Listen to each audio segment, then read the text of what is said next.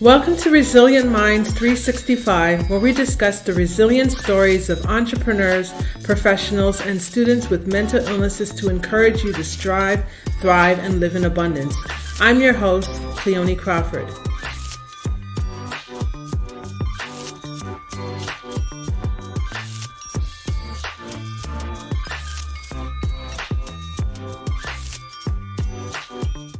Welcome to Resilient Minds 365, where we discuss the resilient stories of entrepreneurs, professionals, and students with mental health challenges to encourage you to thrive, strive, thrive, and live in abundance. I'm your host, Cleone Crawford. So, guys, today we have a special guest with us. As you know, all of our guests are special, but we have a very, very special guest with us today. Her name is Rebecca Mason. Who is Rebecca Mason? Well, Rebecca has been writing songs since she learned to carry a note at the age of 4. Ever since then, music has been her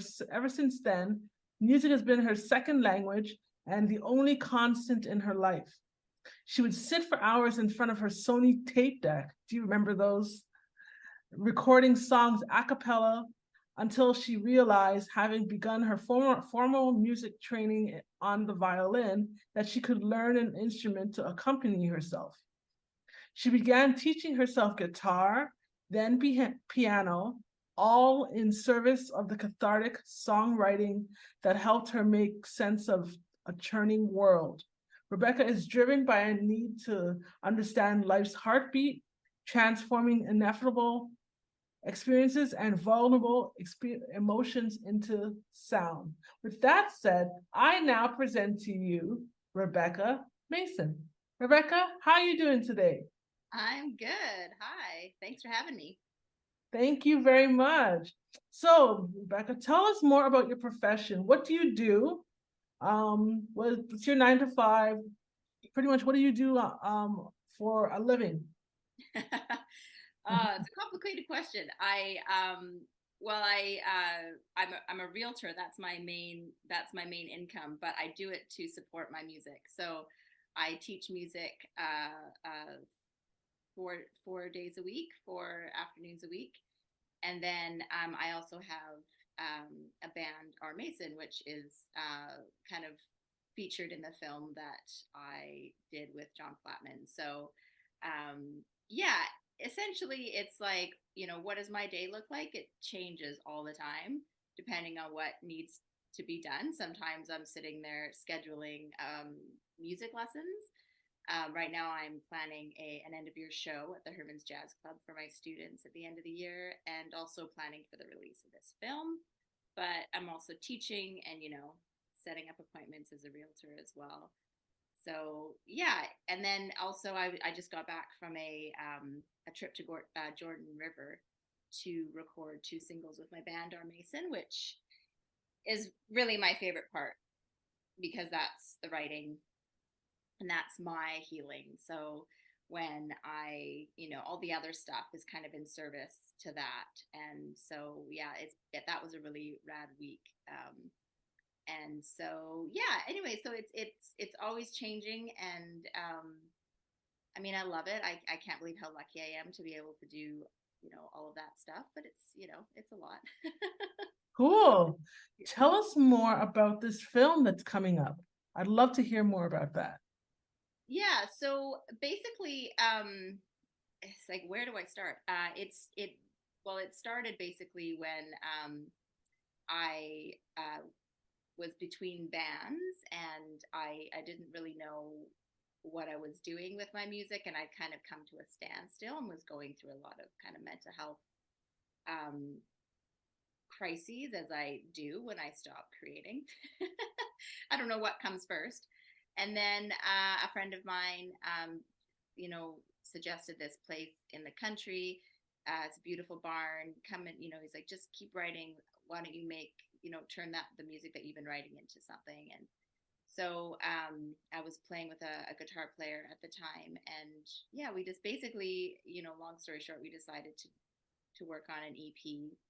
And the songs had already been written, and then when we got to start recording at the barn house in Qualicum, I was just so captivated by the space and the people that I was working with and the support of everybody on the team that was working with me, that I actually got John Flatman to start filming everything that we were doing. Cool. So yeah, so we started to, a lot of it was getting filmed, and then the conversation of should we turn this into a documentary? This is just such an important experience. The pandemic started hitting. I had a baby. I went through a whole other 3 months basically of pretty bad depression kind of stuff, and and once the album was finished, I started tracking down into interviewing other people in the Victoria music scene who use similar music and art in similar ways to sort of find their healing. And so the conversations kind of just kept rolling, and it was just a really beautiful project. You know, it was, I say in the film, the EP was just supposed to take a few weekends. We're like, oh, we'll just get this out there and we'll be done and it'll be finished. And then it didn't just turn into a full EP, but it turned into 2 years and then 3 years with the film, and then it's been been even longer than that now. We're not releasing it until next Friday, so it's like I'm about to give birth. It's all gonna happen. But Mhm. it was, yeah, it's just been so. Anyways, that's basically the film, is just a conversation about why am I doing this. I think a lot of that 2 year span while I was working on it, there's a lot of times you kind of ask yourself, like, why am I bothering to do this? They're taking time away from your family, and it's not like a pity thing. It's not like, it's just more like I have to do this. But why am I sacrificing so much to do it? And you realize as you're going through it just the significance of doing that. And that question for me has been really, really significant. And I think for the people that we spoke with, I was able to surround myself in a community of people that were like-minded. It's not like that for everybody, but um, yeah, it's there's one woman actually that I wish I had interviewed. Her name's Louise Rose, and apparently John Flatman had a conversation with her after the film was over, and she's a local jazz singer in Victoria, and she taught me a little bit of voice years ago. And I guess John had asked her, or telling her about the film, and I could just see her. She just was like, music is it. It's everything. And she's so passionate. And you can see when you start having the conversation, you see people's eyes light up and they're like, no, it really is. These moments that I've had with it, it's like this little flickering flame that just keeps coming back, and you're constantly getting inspired and healed and motivated through Mhm. it. It's not just music, but it's whatever your art form is. So anyways, yeah, that's basically what the film is. Cool. That's exciting. So how can people watch your film? So it'll be out. Well, we still have. I think there might be a ticket or two left for our release, so they could come and watch it there. It's on. You can get tickets on my website, and then also it'll just be up on YouTube for now. Potentially distributing it in other places, but for now, it's just YouTube. I think for because music is still my focal point. I'm Mhm. not putting like a lot of time and effort into kind of working on the craft of filmmaking, but it was just an important story that I had to tell. So anyways, I think I'm just going to leave it there on YouTube, and people can easily watch it for free. Cool. Yeah. Awesome. Awesome. Okay. So with that said, we are going to move into the mental health piece of of this interview to find out more about your story. So tell us, what is your mental health diagnosis and when were you diagnosed? um I was diagnosed in I I I think it was 2008, maybe, Mm-hmm. somewhere around there. And I was diagnosed with depression, anxiety disorder, panic disorder, and minor agoraphobia, which was a surprise to me. If you Agoraphobia? What is that? if you don't know what that is, that's just the fear of leaving your house, basically. Oh, interesting. Yeah. Interesting. Okay. So, yeah, it's been quite a few years since I had that diagnosis. So I'm actually curious because I know mental health is so changing, and so I'm have been able to get hold of psychologists lately, but I want to know what the diagnosis is now, because I think it's shifted, but maybe it Mm. hasn't, So I still struggle. I call it the SADs. They can hit pretty hard, and I still have panic attacks. I still have anxiety is the biggest one. That's kind of just always looming. But like the panic attacks are the things that they'll hit, and I can't properly function anymore. Right. And when I say anymore, it can happen. Like I'll be teaching a lesson, and then I'll just say, I need to go get you a piece of paper. This happened the other day, and went into my daughter's room, and I just stood there in front of her desk and thinking, okay, I'm getting a piece of paper, but all I could do was like hyperventilate and have my panic attack. And who knows, why those hit. But so anyways, yeah, so that's kind of me not being able, like in that moment, not being able to do anything.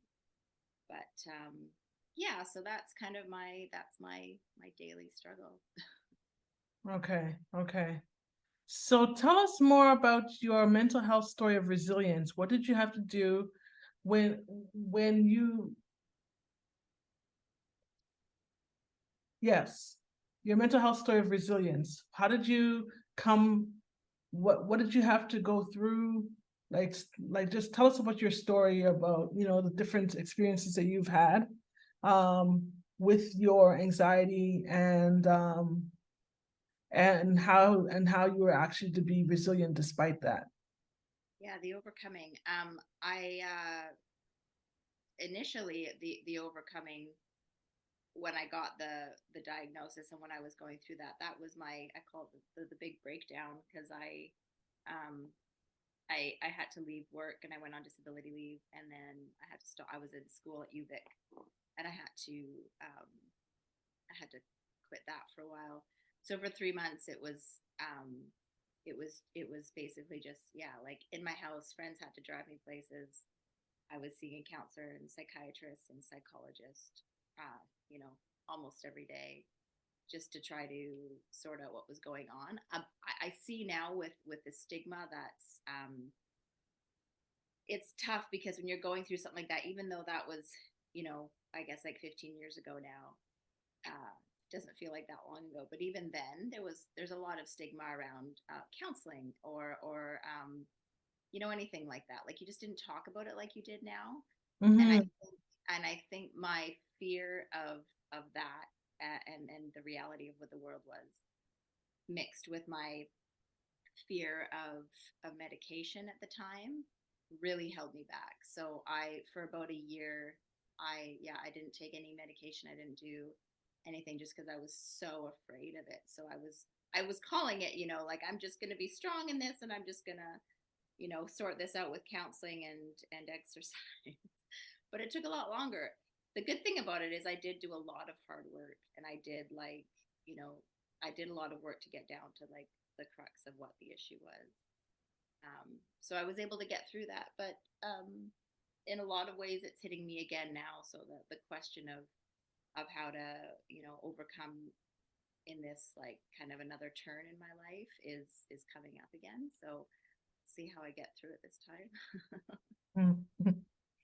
Okay, cool. Thank you. And so tell me, what did you have to do to overcome or bounce back from your low points? List all the resources. Yeah, I think like obviously music and writing specifically, Mm-hmm. and running has been a big thing too. I started running marathons, and then yeah, and then the usual well, friendships have been huge, and also just, yeah, counselors, psychiatrists at the time, psychologists, doctors. Those Okay, cool. So what are three things you wish you had available when you were at your lowest point? One thing is medication. I wish that I wasn't so afraid of that. Mm-hmm. Um, what's another thing? I feel like these questions came up before, and I don't remember what I said. Um, what else do I wish was available? Um, I think at the time, as much as I say I used music, I did, but I didn't have the same connection with it because it hadn't actually brought me through in the same way. So I wish my Mm-hmm. relationship with music was a bit better at the time. Um, so yeah, I think that would have helped me. I use classical music a lot now as just a calming piece. Sometimes writing is actually too jagged to actually use, depending on where I'm at in my process.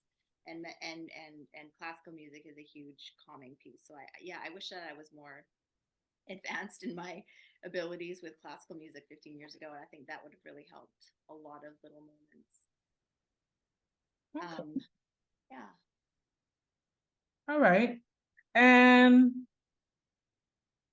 so, what words of hope would you give to our listeners? What would you tell them if they were going through a mental health challenge and they were going through what you went through? What would you tell them? Oh, I would say to focus on the most beautiful parts of life. I think um, that's, among all of the things call it music or running or friendships or whatever. I look out my window and I see the light shining through the trees, and I can get lost in moments like that. Watching your little boy smile, and um, sitting by the ocean and smelling the salt. It sounds like they're just small things, but it's probably a lot of small things that have caused it, even though there's often a big traumatic experience as well. I think that often we are, yeah, it's surprising how much those little things can heal or break you. So yeah, I think focusing on the small parts of beauty in the world has been huge for me, and finding the bits that you love. I spent, I think, maybe like a year or two just constantly pointing out happy feeling. It sounds so dumb, but like, I'd be like, okay, that the book sitting under the chair that should be put away, that's not a good feeling. The look of the piano keys that are nice and clean and they're just sitting out in the sun, that's a good feeling. And believe it or not, I didn't understand good and bad feelings for quite a while. I didn't Oh, understand the mix. Like they were all just kind of clouded by anxiety. And now I can point out, like, I like that, I like that, I don't like that. There's a lot of confusion in mental health issues. And I think organizing your thoughts and what you love and don't love is a really, really important part of it. okay, cool. So now we are going to take a switch in the interview, and we are going to talk about the music therapy part of this interview. Usually, if I had my background, would see a book, Okay. and the book is called it's my book that I wrote, which is called The Music of My Life. So where I talk about my experience between bipolar and music therapy. So with that said, what type of music do you like? Uh, it's like asking what my favorite color is. It's like, well, to wear or to look at. So, my favorite music to play might actually be classical music. My favorite music to write is probably is like an indie rock pop kind of style with a lot of like sensuality and that kind of thing. Um, and I think my favorite music to listen to is just kind of a combination of that. I think my favorite part about music is the intimacy and the small moments, just like I was talking about. That's been really healing for me. So Mhm. watching looking at classical music and watching the notes move, like Eric Satie is a he's a, I don't know, he's a composer, and he one of his Nueciens, I think you pronounce it. There's no bars and there's no bar lines and there's no time signature. And so throughout the music, he'll say things like with intimacy or with a jagged approach or let loose the, and so he kind of breaks free of all the like boundaries of music, if even there are any. And to me, that's just such an intimate way of writing, because you're connecting with just the sounds. You're forgetting that this is a piano. You're forgetting that, music has rules, and you're just playing it and listening to it and experiencing it for yourself. And I think that music ought to be like that all the time. I mean, I know that you have to kind of live within in boundaries, but so anyways, yeah, I guess whether it's indie pop like Lana Del Rey or Eric Satie, or Beethoven, or Angus and Julia Stone, if there's an intimacy to it, then that's my favorite. Okay. So, if you were to think of a song that best describes your journey, what would it be and why? Oh my God. Oh man, I wish I had thought of that. I think that these questions came out before, and I wish I remember what I wrote. Oh man, that's such a hard question. Give me a second. No um, problem. mm, I think you said Lana Del Rey. I love to escape style music too, like Lana Del Rey. No. Rolling like a Rolling Stone. oh, Bob Dylan, like Rolling Women. Stone. Yeah. Oh, that's a good one. Ah, Yeah, that's a great one. Oh, I love that song. Totally. Oh yeah, okay. good answer, me. Okay, tell me why. Tell me why. I'd love to know why. Oh, it's so free and yet like sad at the same time. I Mhm. just love the analogy and the metaphor of like, you know, because a lot of times as a writer you feel lonely because you have to sit there in your thoughts and explore them, and your friend is the paper. And that's a hard thing to do. And I find myself sitting in my car writing and crying a lot. It's just what I do. So you feel there's a loneliness to it, but there's this beauty of just being like this stone that's rolling down this hill, and it doesn't even matter where you're going, or you know where you came from, because you're free and you're just rolling around. And I just love it. And it's true. And I think that signifies not just right now, but yeah, my whole life. Really, it's a beautiful song. I should cover it. Yeah, definitely. Do it. Awesome. Okay, so how can we stay in touch with you? What are your social media handles? So yeah, so our Mason music on Instagram is the main one to find. And then I also have a YouTube channel at r dot Mason. And then I also have I've got Twitter, and then I've got a Facebook page as well. I never go on Twitter, but and then I've also got my website as well, which is our Mason Music, and that's got all the updates. I've got a tour coming up in September on Vancouver Island here, so yeah, the dates for that will be listed there soon, so you can find me there. And we'll be releasing a song called "Peace I Live Here Now," which is basically everything that we're talking about right now in a song. And that'll be released hopefully in the fall, so you can look it up on Spotify. I'm on Spotify and iTunes and all those streaming services as well. My most recent album, the album that What's the Point, the film, is about talks, or is basically the making of the EP that we did, Rain's Too Loud for TV, and that's up on Spotify and YouTube, and or well, YouTube too, but iTunes and all the streaming services that can shake stick at. Okay, cool. Thank you so very much. I appreciate it. So, with that said, I appreciate you coming on to the show and sharing your story with us. It's definitely been a pleasure. Thank you. Thanks for having me. No problem. So, and to all your resilient minds out there, until next time, please subscribe to us on all our platforms, and don't forget to rate the show and leave a review for us on Apple Podcasts. Also, join the community of resilient minds and sign up for our monthly newsletter at cleonicrawford.com. Be sure to grab a copy of my book, The Music of My Life, on all Amazon marketplaces to get to know me better. And if you can think of If you can think of one person that will receive value from today's show or connect with Rebecca's testimonial, please share it with them. Feel free to take a screenshot of this week's episode of the podcast and tag us on Instagram. You can tag myself at Only Cleone or Resilient Minds 365 and today's guest at R.Mason. Correct? Yeah, R. Music. Mason music. Yeah. Right. Perfect. R.Mason music.